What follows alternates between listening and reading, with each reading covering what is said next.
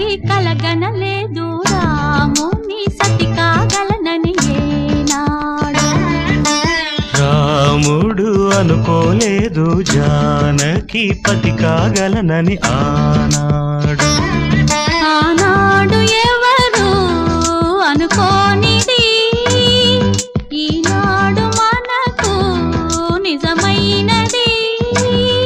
ఆ రామాయణం మన జీవన పారాయణం. రాముడు అనుకోలేదు జానకి పతి కాగలనని ఆనాడు.